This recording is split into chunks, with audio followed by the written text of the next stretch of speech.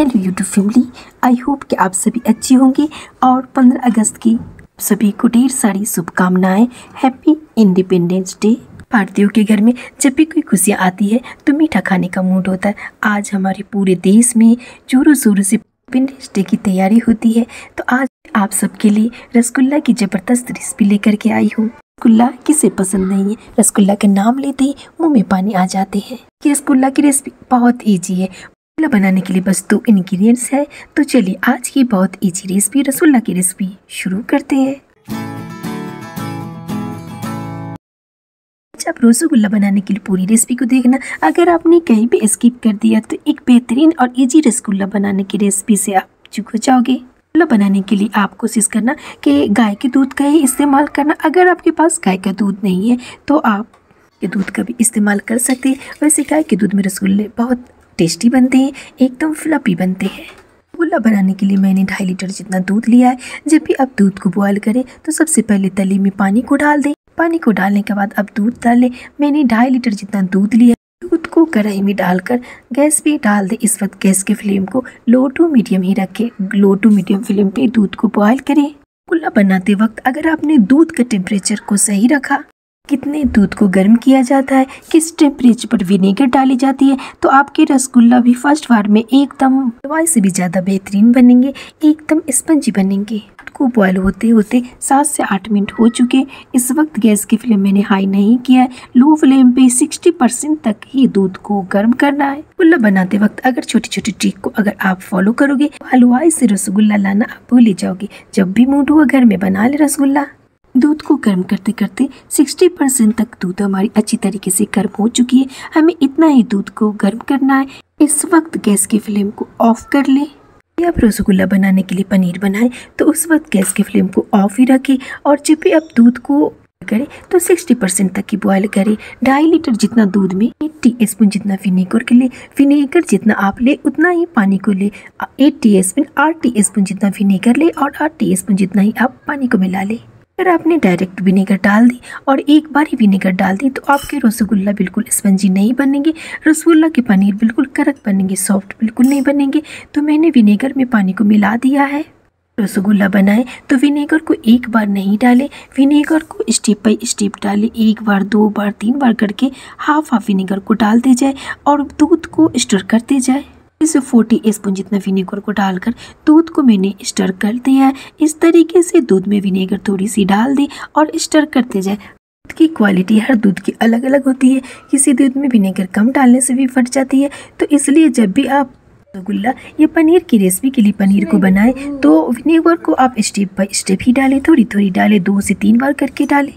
देख सकते हैं दूध हमारी बिल्कुल फटी है तो रखी हुई विनेगर को फिर से डाल दें, फिर से स्टर करते जाए। मैंने फिर से विनेगर को डाल दिया है, थोड़ी सी विनेगर को मैंने बचा लिया है और दूध को स्टर करते जाए करते जाए करते जाए। बची हुई विनेगर को फिर से डाल दें। देख सकते हैं मैंने विनेगर को 2 से 3 बार डाल दिया है और दूध चालू हो चुका है। बची हुई विनेगर को फिर से डाल दें। इस स्टेज पे आपके दूध नहीं फटे है तो विनेगर की क्वांटिटी को और बढ़ा लेना। अगर आपके पास रखी है सूती मलमल के कपड़े तो आप एक भगोनी ले लें, उसके ऊपर मलमल के कपड़े को डाल दें। रखी हुई दूध के छीने को उसमें अच्छी तरीके से छान लें। आप देख सकते एकदम जबरदस्त दूध हमारी फटकर तैयार हो चुकी है, पनीर बन चुकी है। तो आप भी अगर इस तरीके से रसगुल्ला के लिए पनीर को बनाओगे तो आपके रसगुल्ला भी फर्स्ट बार में बहुत ज़बरदस्त बनेगी।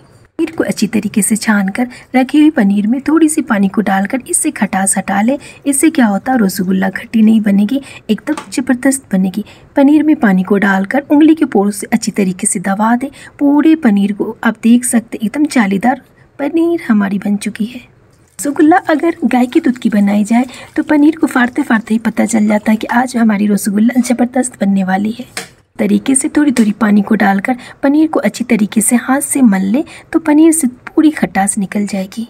पनीर को अच्छी तरीके से धोकर, ठंडे पानी से पनीर को धोकर इसे अच्छी तरीके से बांधकर, अगर आपके पास कोई ऊंची जगह हो तो ऊंची जगह पे टांग दे। अदरवाइज अगर आपके पास बनाने वाली चौकी हो तो उसके नीचे डालकर उसे अच्छी तरीके से, कोई भारी तले की कोई बर्तन हो या आपके पास कोई हो तो डब्बे के नीचे पनीर को डाल दे। तो पनीर हमारी सीट हो रही है। तो चलिए जब तक चाशनी की रेसिपी को बना लेते हैं, चाशनी को बना लेते हैं। चाशनी को बनाने के लिए 800 ग्राम जितना शक्कर को ले ले, 1.5 लीटर जितना पानी को ले ले। रसगुल्ला बनाने में चाशनी कोई तार वाली नहीं होती। चाशनी ऐसी बनती है कि रसगुल्ला उसमें डीप हो जाए और मिठास आ जाए, इसलिए रसगुल्ला ज़्यादा पसंद की जाती है।